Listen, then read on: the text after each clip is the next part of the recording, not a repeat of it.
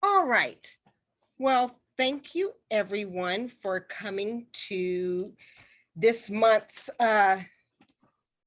diversity chat about marketing, which pretty much is developing an interesting variety of options, explaining the radical diversity solutions involving theater that you want to be, which is just me finding tons of ways to take diversity and turn it into a slogan. So it doesn't 100% work, but yeah, all the letters are there. So one of the things that, well, all of the things that I want to talk about today are pretty much about marketing and how you can find different ways to market. And now that things are reopening or have reopened, it depends on where you are and what your mandates are. I think a lot of the things that I have been saying over the past couple of years, we can actually like start doing more of them. And I've kind of come up with kind of 4 tips to really just help us kind of get our foot back into the community. And some of it is basic marketing materials. And then a lot of it is just how do we tailor this to bring in all these various diverse populations. And it's not just from a racial perspective. It's also from a perspective of, if you're going to do a kid show, where do you get the kids from? If you're going to do a show for that needs deaf characters, where are you going to get them from? Or if you need a show of, oddly, Russian people that speak Russian fluently and the whole plays in Russian, not that any of us would be doing that, but where do you find these people from? And where do you, how do you utilize the base that you have in order to expand it so that you can always get more and find more? So one of the first things, and I know I have mentioned this before in prior chats, is get to know your ticket holders and your volunteers. And a lot of that really stems from, we have this we tend to go from show to show. We have a set of volunteers for this show, and then you get to the next show and you have a set of volunteers for that show. And the same thing applies to patrons, because unless you are doing a subscription base and you're tracking to see if, subscriber 405 has come to every single show, I'm not sure who's doing that type of metadata in the background to see, just because you have 500 subscribers, are they just subscribers financially, or are they actually coming to see the shows? And how often are they coming to see the shows? What shows are they coming to see? So if you have a season of Sound of Music, Seussical, Sweat, and then there were none, your subscribers, what are they coming to? Are they only coming to Sound of Music and Seussical? So if that's where the bulk of your subscribers are coming from, the thought process is, from a show planning perspective, okay, our subscribers are enjoying this kind of show. So when we market, we know we can market to our subscribers, but how do we get the other people that aren't in our subscriber base? How do we get them to come see the show? Same thing with volunteers. You might have someone that might volunteer to work backstage or do whatever on a particular show. Are you engaging with those volunteers during the process and after the process to see, almost like a lessons learned? I do this at work all the time, and it's always asking the students, asking the teachers, asking all these different things. What worked, what didn't work, what can we improve on? And a lot of volunteers, when they see that something that they mention is incorporated into making the process better, they tend to be more engaged and say, you know what, I told them that, walking up and down the scaffolding with the jagged edge slate stairs that were steel, was just really uncomfortable running back and forth. So they've now taped it down. and I'm saying really outrageous things to be facetious, but just feedback can really breed a lot of engagement. And you can also find out where these volunteers came from. Most of the volunteers that I know came from, your children are sitting in, the waiting room while we're in rehearsal. Do they want to run tech? But what do I do once those children have graduated? I can still use them, but what about their friends? What about the parents of those friends? So it's reaching beyond, I guess you could say, reaching beyond what is readily available to you to find that next level of engagement. And Sean, you look like you want to say something. Oh, okay. I kept seeing like little thought processes going on in your eyes. I was like, you want to say something? No, just trying to think through some things in our own company right now and how they apply. Okay. But yeah, a lot of that is just, it's asking those questions. And I know a lot of it is manpower. Because I mean, I have to do it even with Confidence Theatrics, how do I figure out what people are wanting to hear or see or learn or do? And sometimes it's just like, you know what, I'm just going to take a small break. But then when I get back into it, I'm going through these steps in order to see what can I do that is beneficial to those that know about me and to those that need to know about me. And we'll get into some other ways where that can happen. Another thing that I've noticed when I worked with a couple of theater companies, when they did their audience survey, they realized that most of their audience came from 10 miles outside. So not 10 miles around the theater, but 10 miles outside of that. So I was like, well, that's odd. So you have someone that's within 10 miles of your theater that's not coming to your theater. And they were like, well, no, we've marketed here, and all the places that they marketed were definitely outside of where their theater sat. And they were just like, but we're in their community, so they should know about us. We all know we're all very tunnel visioned 90% of the time. We all know where one thing is. I literally had a friend of mine up the street say, we should go to the Peruvian restaurant that's up the street. And I'm going, what Peruvian restaurant? I have lived here for 12 years. The Peruvian restaurant is literally right next to the gas station where I get gas once a week. And I've never seen it. Once they said that, I'm going, oh my gosh, it is right there. I've looked at it literally every day and not paid any attention to it. So the concept that because we're here, everyone should know about us, they should. Same thing with Second Star. The fact that you share the space with Bowie also can get the two confused. But every time I have gone down the street, I immediately see the athletic center and my brain stops there. It doesn't read down the sign. Silver Spring Stage, amazing space. You're so hidden, but you can't help that Silver Spring Stage is hidden as far as your sign or anything. But is the community that you're in supporting everyone knowing where you are? Vagabond Theater, when I worked there in Fells Point in Baltimore, it would be amazing. We would stand outside on the front steps and people would kind of go by and they would always say, oh, so what's here? Wow, it's only been here probably definitely more than 75 years. And they're like, oh my gosh, I'm down here all the time.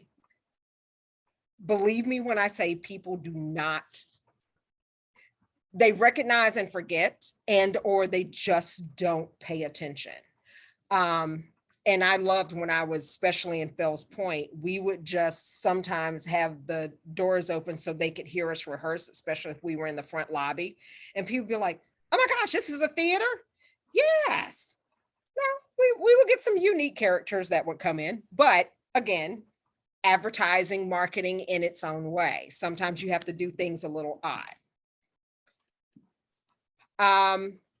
The second thing I kind of want to mention within that is once you are, once you kind of figure out what your base is between the audience that you have and the audience that you want to get, and the volunteers that you have and the volunteers that you want to get, and then that also includes performers within that volunteer base, is how do you reach them?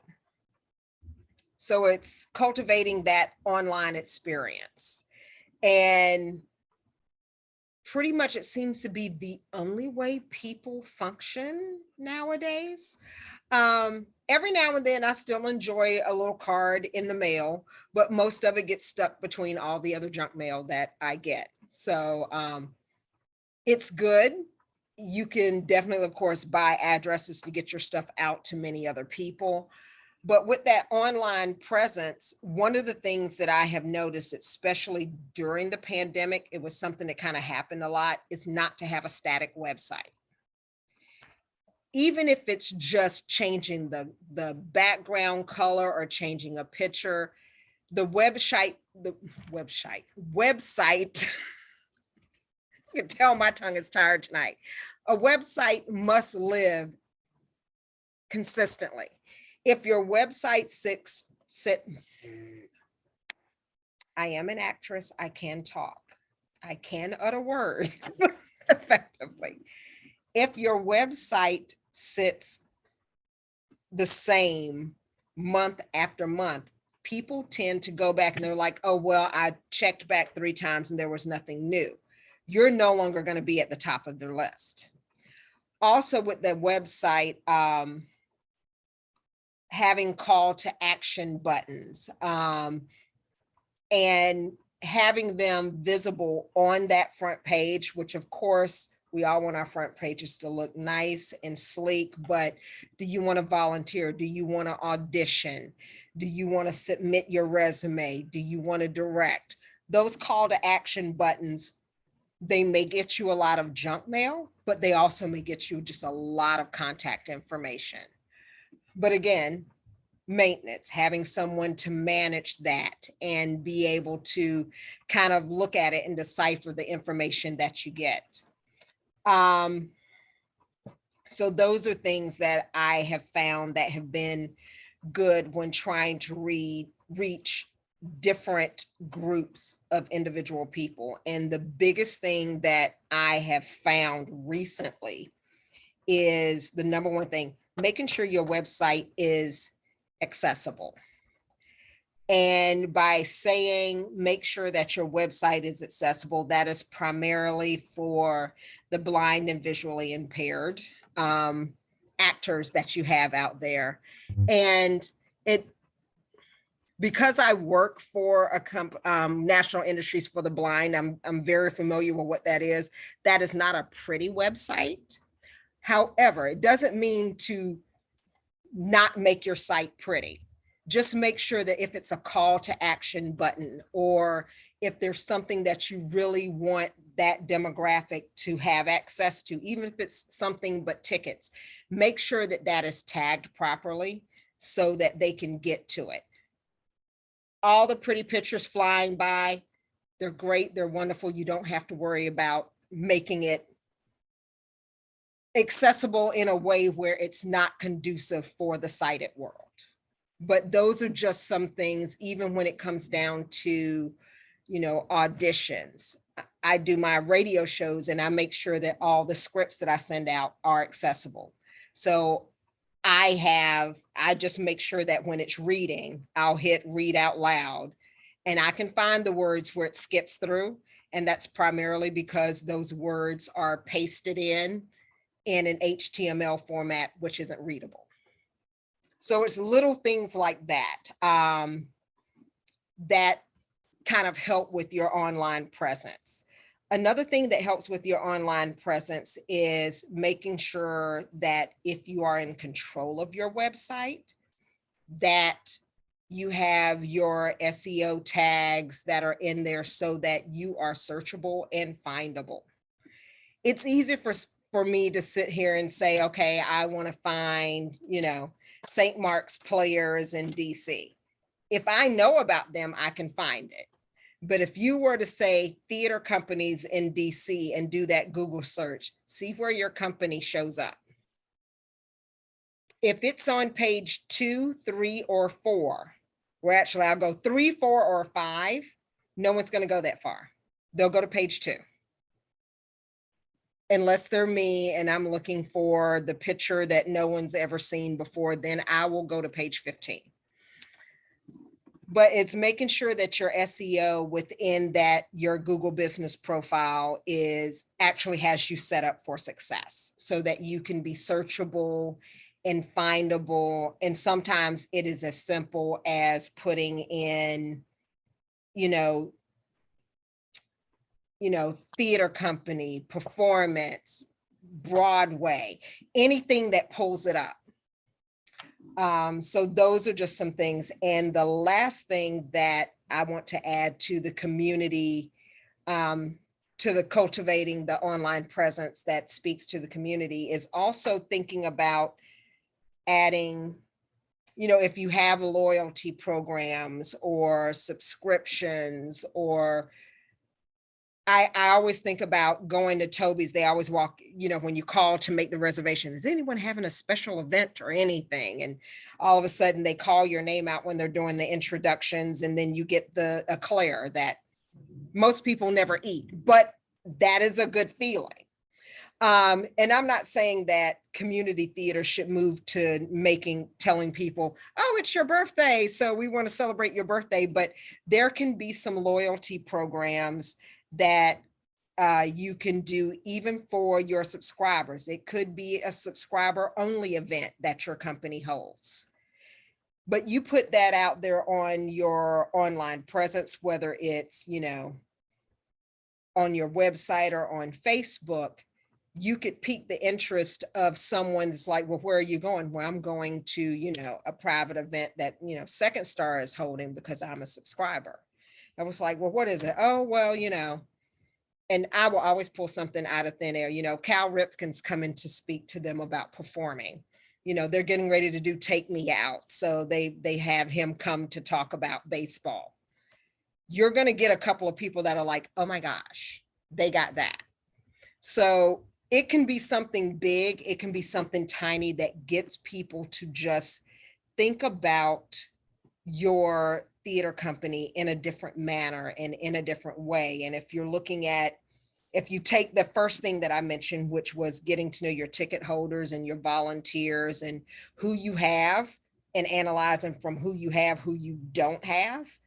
And then you build your online presence on top of that to kind of thank the group that you do have and reach out to the group that you don't have. You're merging those two things and creating a broader range. And another way to, and a lot of the things I'm going to talk about are all digital. But the last thing that we're going to talk about is definitely going to be about the physical aspect of it. Another thing, and I mentioned like increasing your Google search, where you sit within that Google search as a digital company. Another thing, whenever you're posting, whether it's on Yelp, and yes, I have theater companies that use Yelp.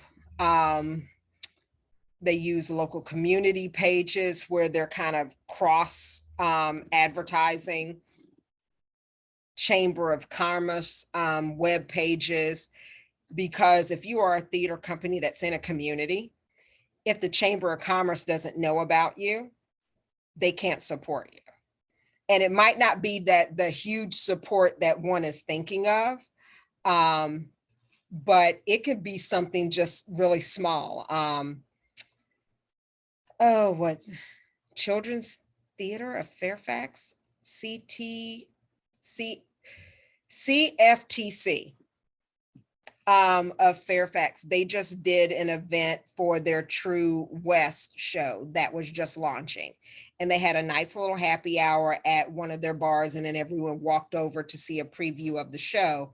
But they actually had city council members that were there present at this event that you could kind of mingle and be with. And they were thanking them for not only their attendance at that particular event, but just their, their support throughout the years. So those are really good opportunities to show thanks and also reach out into the community. And we are all using, whether it's Constant Contact or Wix email marketing, whatever email marketing firm or structure that you are using, make sure that the content that you are sending out is relevant. I manage it for a company that I'm on the board for. And because we haven't had anything relevant, I'm just like, I'm not going to put out an email marketing message. I said, we have no shows coming up. We're still shut down. I do send something out every other month just so we don't fade off into the ether.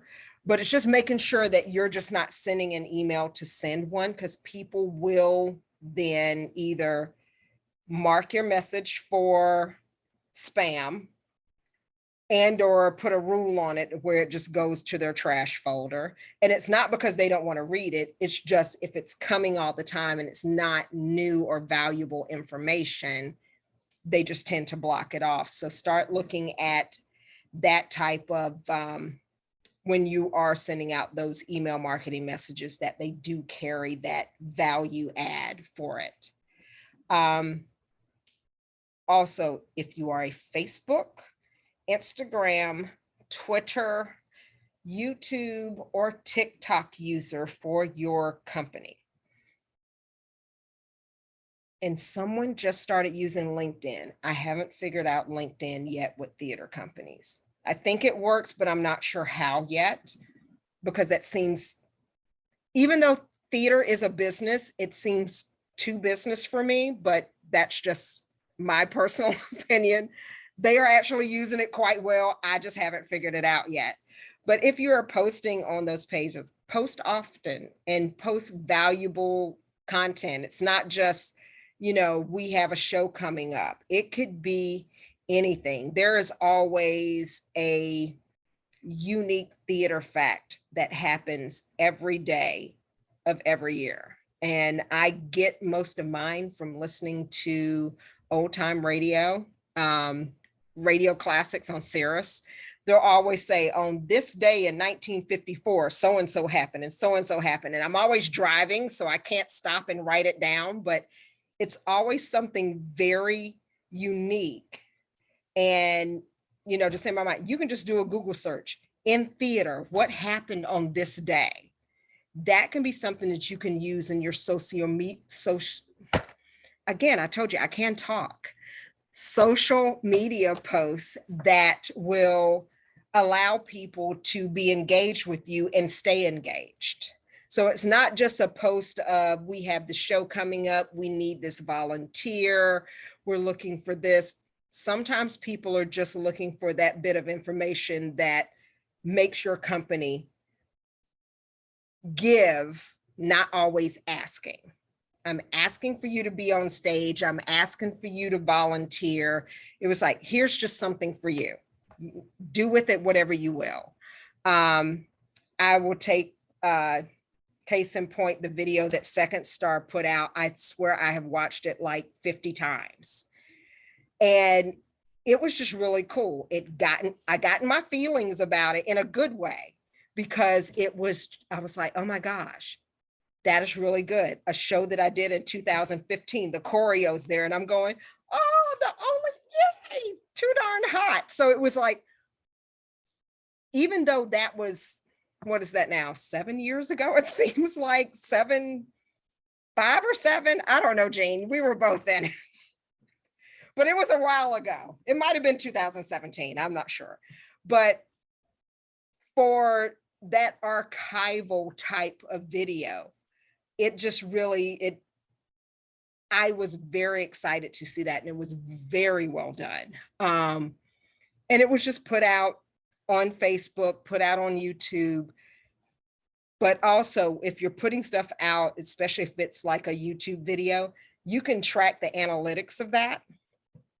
And it shows that you are reaching people. You might not be able to tell who you've reached depending on what type of YouTube account that you have. Sometimes you can get those demographic analytics out of it. But that's just a good thing. Even with my radio shows, I go back and look and I'm going, okay, we did this. It's been seen 167 times. That's 167 people. I'm going to say 167. It might only be 50 because I keep watching them over and over again.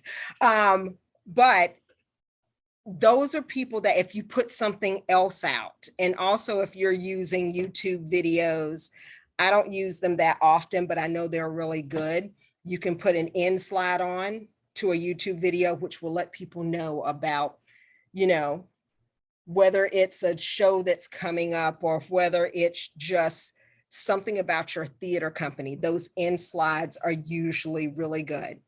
I tend to put all of mine on the front end because I know people will look at stuff and then 15 seconds in, they're done. So I'm like, let me get all my good information all up front. So those are just the first three things before we get into the second part of it. Just get to know your ticket holders and your volunteers, the ones you have, and then look at the ones you don't have. If it's within your community, then let's see how you can get to the ones outside of your community. And it could just be something as simple as advertising in a newspaper or putting up flyers or the Chamber of Commerce in the next town over. It's just finding those ways of advertising in areas where you haven't thought about: restaurants, fire departments, police stations, churches. Those are all good places. And then using that to kind of cultivate and bolster your online presence. If you are, and what I like about the online presence and the SEO, you can change those fairly quickly. So if you're getting ready to do, and I'm just going to use crowns for instance, because I'm getting ready to direct that. It's when I put out, if I'm going to put out something about, I'm getting ready to direct crowns and, here's what it's about. If you're interested, blah, blah, blah, you can go here to Second Star. I'm tagging, Black historical churches. I'm tagging regular churches. I'm tagging Black historical colleges. I'm tagging regular colleges. And, and having a conversation with one of my friends about, well, why are you tagging regular colleges? And I'm going, well, people of color go there too. Just a thought. But it's that expanding beyond, because if I cast a huge wide net and get, 4 people, that's great. If I cast a shallow net and only get 1 person, it's casting that wider net where you have a greater opportunity for success than staying within the comforts of what you are accustomed to. So those are just things that I kind of think about. And then optimizing that digital search and making sure that your posts, whether it's on Facebook, Twitter, whatever it is. My husband lives on TikTok. I myself can't get into it. It's just, I have a stopgap in my brain for TikTok. But he comes and he goes, oh, well, you can do this, this, and this. And I was like, where'd you get that from? He was like, Tickety Talk. And I was like, what do you mean? He goes, there's a lot of information there. And if you think about it, because he and I had this conversation, a lot of the people for all the reality shows like the American Idols, the So You Think You Can Dance, is all of those. Most of the people that are invited to come audition for those shows are on TikTok. There is one theater company that I work with that's in New York. They have their own little TikTok page, that they have their youth group, they actually manage that. So it's, look what we learned today, look what we did today. So it's those little things that I truly believe in, but in my old brain, I do not have one. I cannot sign up for another social platform. So I think I'm gonna have to hire someone to do my TikTok. But if you have youth, all of that's fairly easy for them. The Instagram, what is it, the WhatsApp, the Snapchats, all of those things are very valuable as far as reaching different audiences. Because if I'm not mistaken, most of us that are on this call, we're Facebook, email, maybe a few Instagrammers, but most of us are not in a lot of the other mediums consistently enough to make a dent in what we're talking about. So with that, for the first three things that we just kind of discussed, are those things that your companies have used or you think they could use, or are using and their struggles with it?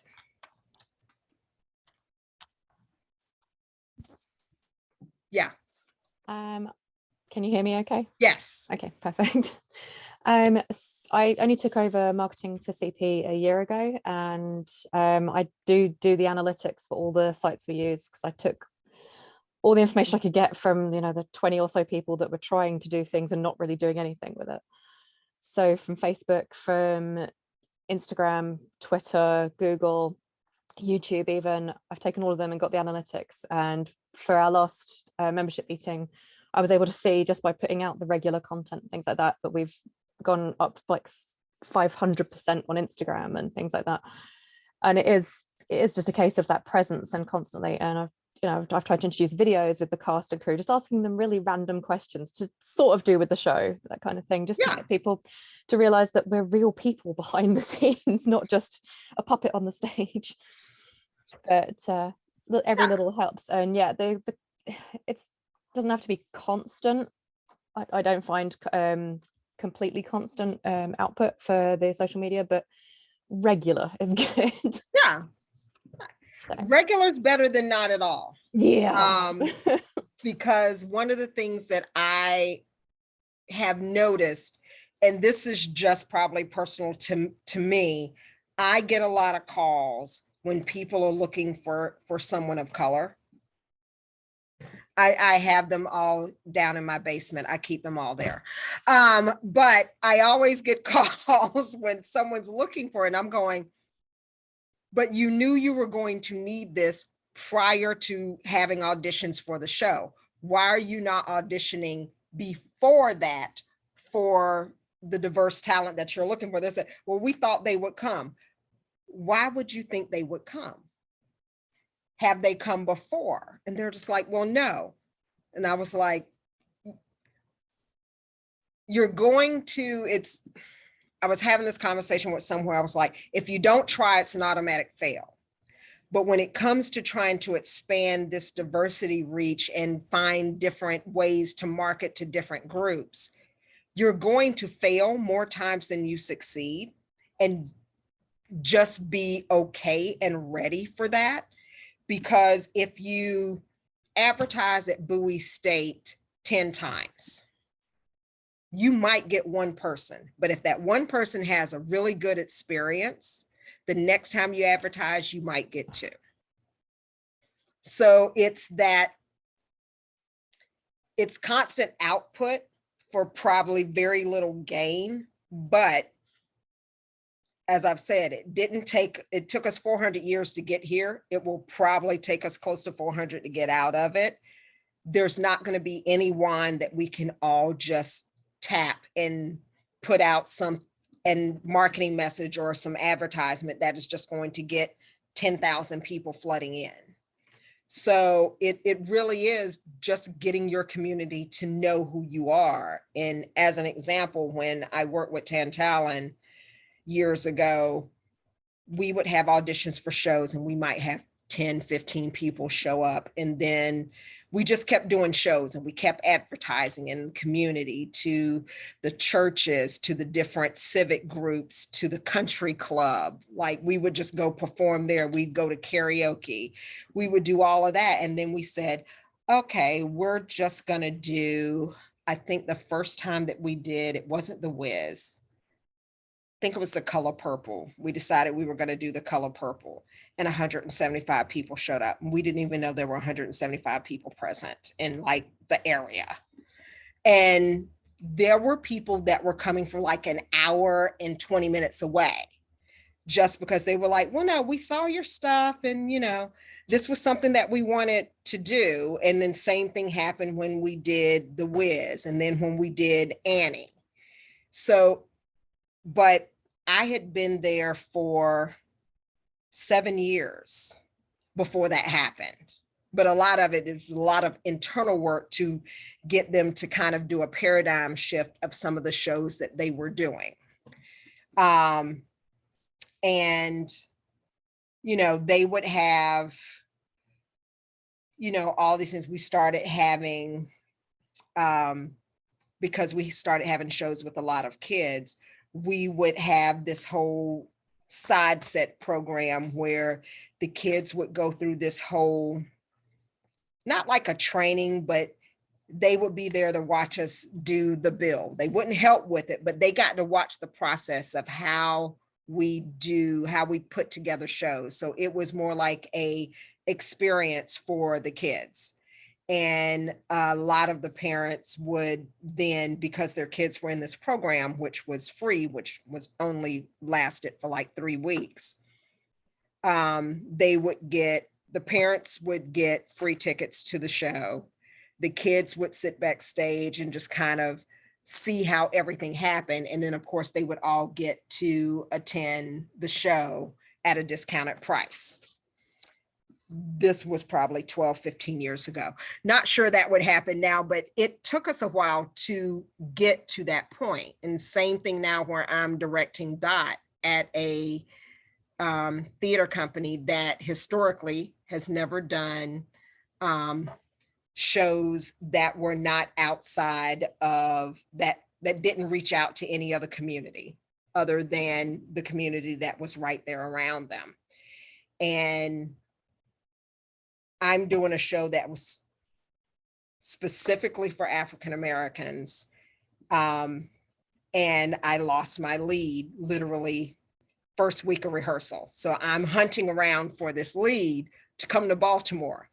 All the people I know live down here in Montgomery County or PG County. So I'm going, okay, I don't know where I'm gonna find them. So I then had to do the hunt to find someone. And I ended up finding someone, but it was, I got to experience that struggle of, and having that conversation with them about their marketing outreach. And they were unaware that the community that they lived in was an African-American community. I could reach out to them, but no one there knew me. And they were also adverse to come out for me because the company had never reached out to them before. They were like, they've been there for, 25, 30 years. They never reached out to us. Why would we come out now? So those are some of the hurdles of, as you start to reach out, you're going to face. Of, if you've never reached out before, you're going to have some instances of not resistance, but just a little bit of timidity about them really buying into what you're saying, that we are, welcoming, we are diverse. It's just open the door and keep it welcoming, and people will eventually come in. So with that, ways to get into the community. I'm gonna do a little round robin since there are only a few of us here. What are ways that you think you can engage with the community to reach different diverse communities, regardless, race, socioeconomic, ability, what are some ways? I'm gonna start with Eugene.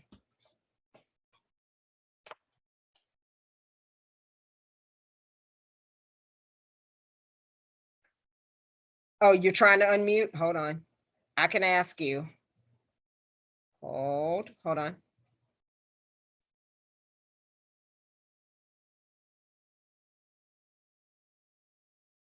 All right, keep working on that. I'll go to Sean. And Okay. okay. So for us, our definition of community is a little different since we're more specifically attached to one government center. The community we're trying to draw from is ideally people who work at Goddard, but that is a very large group and there's a lot of people there who probably don't really know about us. One thing we can do is there are other clubs, other social groups, other like,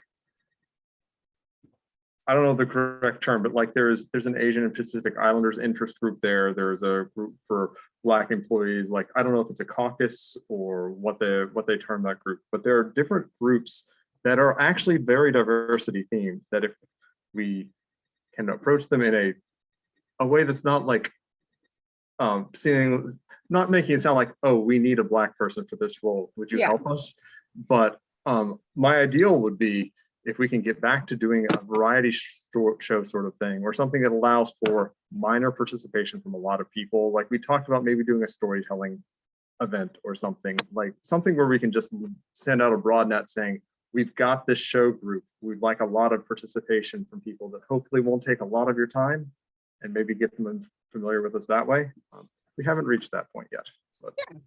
And it a lot of the barriers that I think a lot of companies face is the wonderful ideas like the one that you just came up with, Sean. I love that idea. It's finding someone that's willing to lead it and do it, and then finding a company that's willing to back it and follow through. And sometimes our biggest hurdles are within the companies where we sit. But no, I think that would be a great one because yes, just reaching out to the Asian community to say, hey, we're getting ready to do The King and I might not be the best way to kind of go about things. So sometimes it's really looking at, okay, we're wanting to do, let's just say, for instance, that you're wanting to do King and I. So you're wanting to do King and I in 2026. So you start finding ways, and I pushed it way out for no apparent reason, finding ways to engage them now, like doing the variety show, or maybe getting with them to say, is there a show that you would like to see us do? And then kind of working with them on whatever that show is so that it's more like a partnering than a let me just invite you. So I think there are ways to kind of, do that. And I like that idea. What about you, Eleanor? Oh boy. Well, one thing that's not that I have done anything about this, but at one group I represent, we actually have a new person coming on board to manage the marketing, who I feel will be more receptive to ideas for the brochure and some collaterals that were being put together for the upcoming season. I actually pushed back on the person responsible for marketing to say none of these plays except one has race as a factor.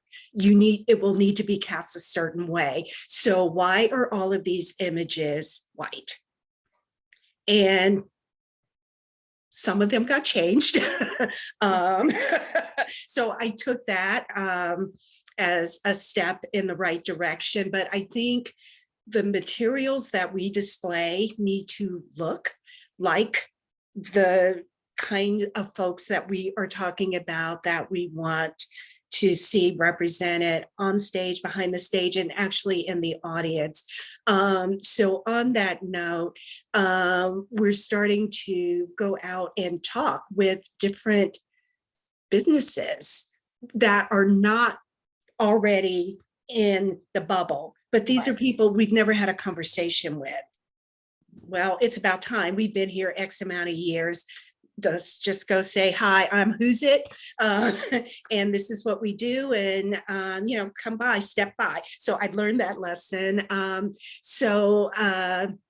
combination of things, but you hit it right on the head, Rikki. You can't wait until you're ready to do something to try to get if you don't have a track record with the type of audiences or acting talent or behind the scene production team talent, if you're looking a year ahead, you need to start doing that outreach now. And I'm learning count the small responses as wins, because it is turning around.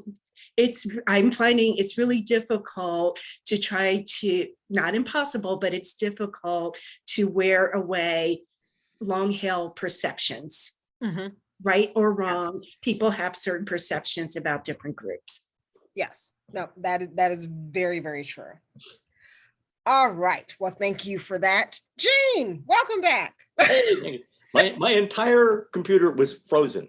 I saw it because I you couldn't just even force quit. I couldn't restart. Everything I clicked, nothing happened. So I had to turn the whole thing off and start over again. Okay. Yeah, what hasn't worked for us?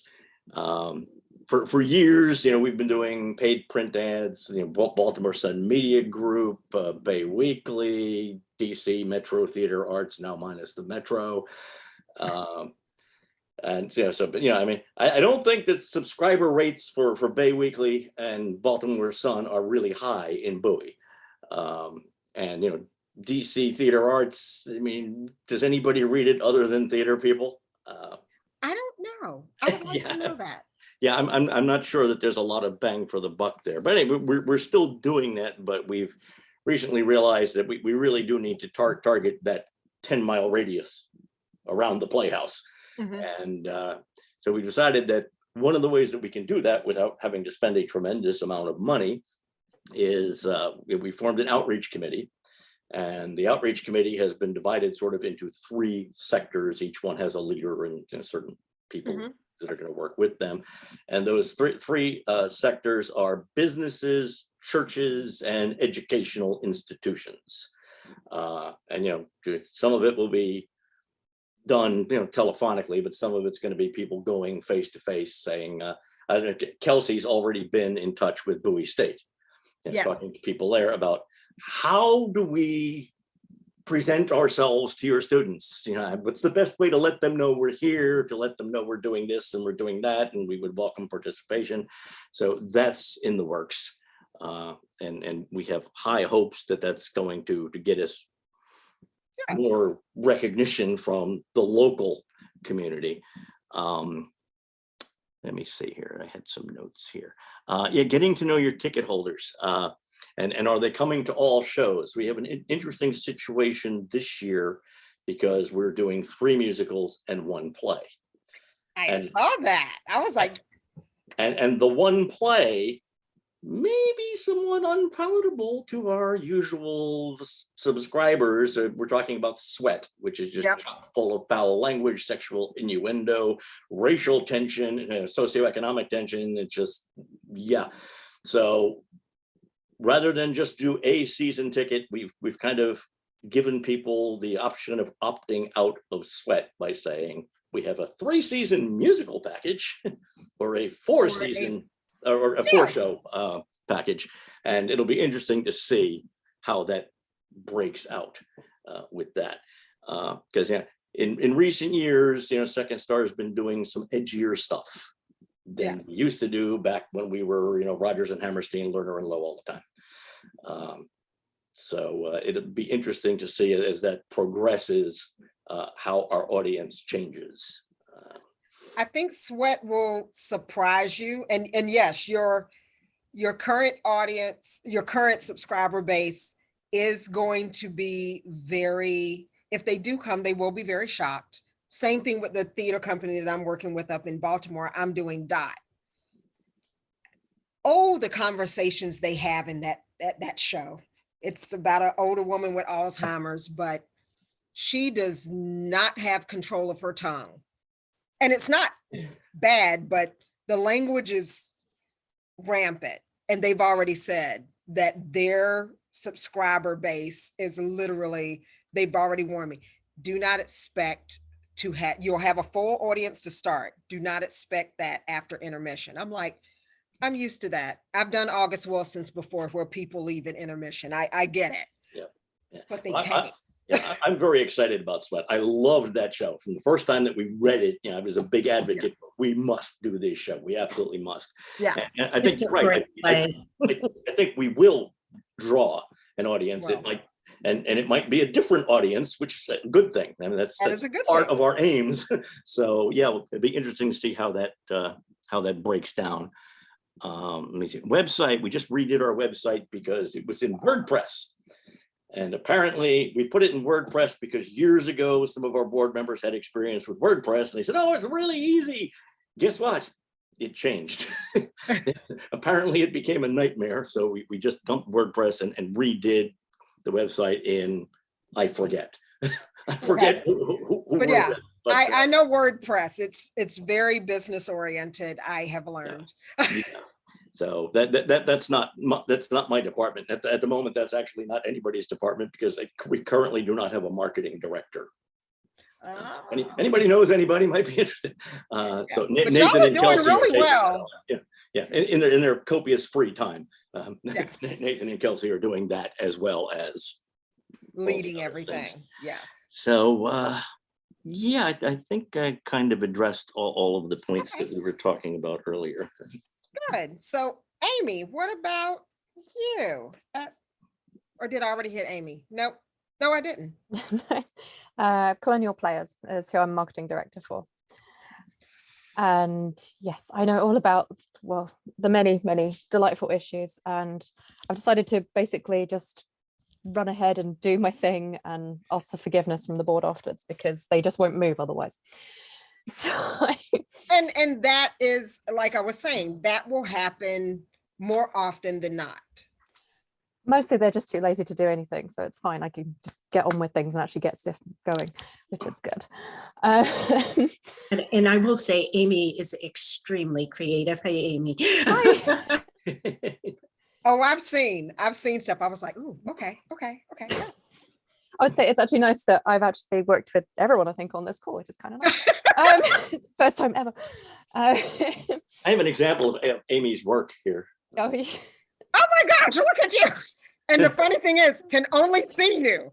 Like, look. There it is. There it is. Oh my gosh, Mass Movie at all. I love that. So I brand the mask signs for every show just to make it a more personal experience, not anything. But some of the things that I found it's a little sneaky, I find, but I think it works because we do have a lot of teachers that come out for theatre. But I started taking adverts out with the school productions. So we're supporting the schools and we're getting them young. Yes. But I like to point out in our adverts, we just did one down, they did Something Rotten down Seven School, I think it was, Southern School. I can't remember. But I did a whole page advert. I threw money at them. They're like, you get tickets. I was like, no, give those tickets back to someone who could use the tickets, that deserves to go and can't necessarily afford it. They don't need to know where it comes from. Just take the tickets. It's fine. We just want to get the advert in there. But I pointed out we do scholarships, we do internships, we do. I tried to get that kind of important information that would actually be interesting to the kids and the parents. So we get their attention in that way. Yeah, no, and that's really good. And all those things that y'all mentioned are great. And I'm just going to throw a few more at you that some of you, well, probably all of you have heard me say this umpteen times before. So like Amy just mentioned, school events, advertising at different various school events that are close to you, not close to you. If you have someone that is driving an hour and a half to come do your show, think about it. That is someone that really, either they really, really want to do the show or they really, really like your theater company. Either way, if there's something going on in their town, and Baltimore does that really good. Whenever we have to fill out our bios, it comes with what's the newspaper closest to you. Mind you, this was back in the days when people read those things. What newspaper's closest to you, your hometown, different things like that. And CBCC, Dundalk and Essex and Catonsville, they would literally reach out. They had someone, of course, it's a college, so they had classes that were doing this. They would reach out and advertise to those things. So I put Elizabethtown, North Carolina, which, trust me, no one's ever heard of that place. And all of a sudden I'm getting a call from someone in my hometown going, so you're doing a show called All Shook Up? And I'm going, how do you know about that? Oh, there's an ad here in the paper that says hometown Rikki Howie Lacewell. And I'm like, oh, okay. And I'm like, it was written that they would do that. But just in my mind, I never thought that they would. But that was just a way of them just advertising in different ways. Mind you, no one from my hometown came up to see it, but it was just nice to know that I was the talk of the town in a town of what, 1,200? So yeah. So then karaoke outings, I will always mention karaoke outings just because most of my theater friends that I know, that's where I met them. Just literally hearing someone sing and just walking up to them going, oh, so you must do theater. No, I don't. Oh, you should. Here, come with me. Never fails. City council meetings, going to them, getting on the docket for them. I know that is a lot, but especially right now, a lot of city council meetings are looking for opportunities to show diversity within the community. So getting on the docket just to say, hey, we're just here to let you know that we're here, blah, blah, blah. We do this, this, this, and this. You talk for 2 minutes, you're done, move on.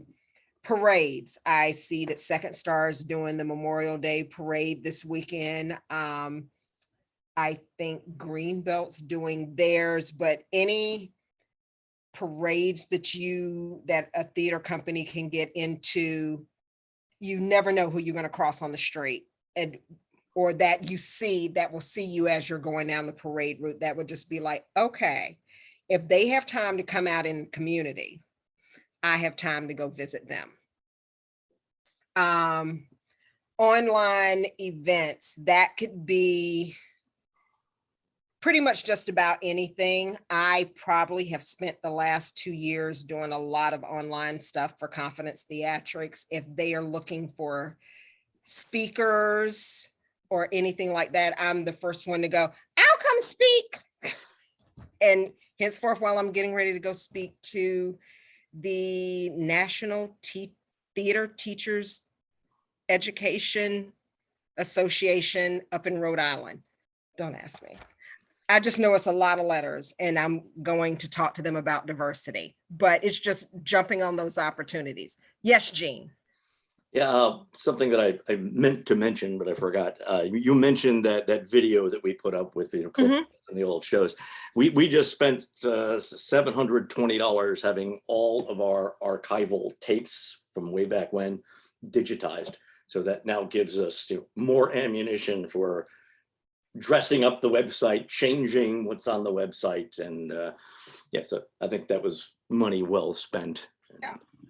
And I love that. And I wish a lot of theater companies, and again, when most theater companies were started, no one was thinking that the world would become so techno as it is now. So it is sometimes taking a lot of the archival paper and turning it into something digital. But the last question that I'm going to leave everyone with, and it popped up to me like right before the call, when you're looking for performers. So I'm just going to use, Winners Lane Productions, which isn't around anymore, but Winners Lane Production, when they first started, they bought a facility. It was an old theater company that was in the Baltimore area. And they still had like some furnishings in there. And within one of their cabinets was every single resume and headshot for everyone that had ever auditioned for that prior theater company. And Winners Lane Production used that to then reach out to them. Hey, guess what? We're here. But for your individual theater companies, yes, we're looking for new talent, but imagine the talent that has been through there.